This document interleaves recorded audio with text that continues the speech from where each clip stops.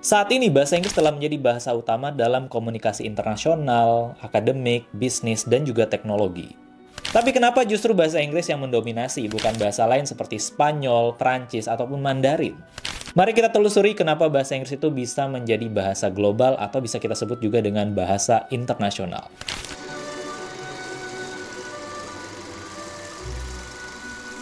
Pada awalnya, bahasa Inggris hanyalah salah satu dari banyak bahasa yang digunakan di Eropa. Bahkan, selama berabad-abad, bahasa Latin dan Prancis lebih dominan di Inggris. Bahasa Inggris dianggap sebagai bahasa rakyat biasa dan kurang memiliki pengaruh di dunia akademik maupun pemerintahan. Pada tahun 1066, Inggris ditaklukkan oleh bangsa Norman, sehingga bahasa Prancis menjadi bahasa utama aristokrasi Inggris selama berabad-abad. Bahasa Inggris mulai mendapatkan pengakuannya setelah abad ke-14 dan mulai digunakan dalam dokumen resmi dan hukum.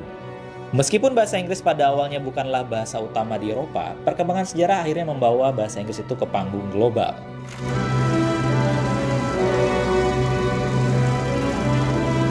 Salah satu faktor terbesar dalam penyebaran bahasa Inggris adalah ekspansi Kerajaan Britania. Pada abad ke-17 hingga ke-20, Inggris menjadi salah satu kekuatan kolonial terbesar di dunia, menguasai wilayah yang mencakup lebih dari 25% populasi dunia. Jadi, Inggris ini menjajah sebagian besar wilayah Amerika Utara, India, Australia, dan juga Afrika. Sehingga bahasa Inggris ini dijadikan bahasa resmi dalam administrasi, pendidikan, dan hukum di banyak negara jajahannya. Meskipun beberapa negara telah memperoleh kemerdekaannya, penggunaan bahasa Inggris ini tetap bertahan, terutama dalam sistem pendidikan dan hukum.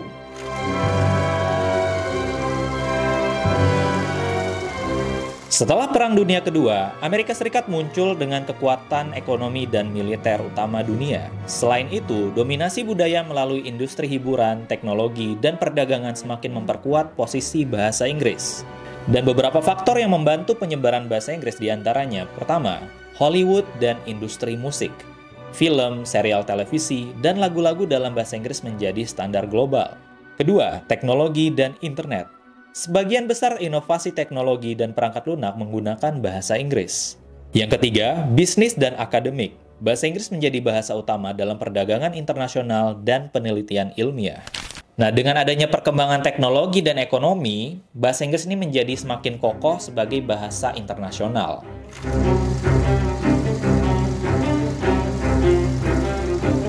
Meskipun ada bahasa lain dengan jumlah penutur asli lebih besar seperti Mandarin atau Spanyol, beberapa faktor membuat bahasa Inggris lebih mudah diterima secara global. Dan alasannya adalah, pertama, struktur yang fleksibel. Bahasa Inggris lebih mudah dipelajari dibandingkan dengan bahasa lain yang memiliki sistem penulisan kompleks seperti Mandarin. Yang kedua, jaringan komunikasi yang luas. Bahasa Inggris sudah tertanam dalam berbagai sektor, mulai dari ekonomi hingga diplomasi. Dan yang ketiga, pengaruh budaya populer. Dari film hingga media sosial, bahasa Inggris tetap mendominasi konten global. Memang bahasa Inggris ini bukanlah bahasa yang banyak penutur aslinya, cuman karena faktor sejarah, ekonomi, dan teknologi itu tadi, bahasa ini tetap menjadi bahasa yang paling berpengaruh di dunia.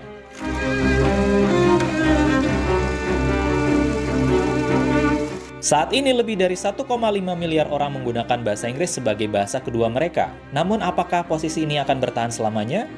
Dengan kemajuan teknologi penerjemahan dan meningkatnya pengaruh ekonomi negara lain, apakah bahasa Inggris ini akan tetap dominan?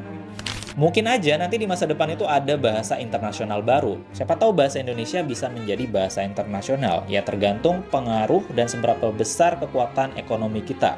Terima kasih sudah menonton konten ini, dan kalau kalian ada pertanyaan langsung aja tulis di kolom komentar, dan kalau kalian mau request materi pembahasan bahasa dari negara mana lagi, silahkan tulis aja ya teman-teman.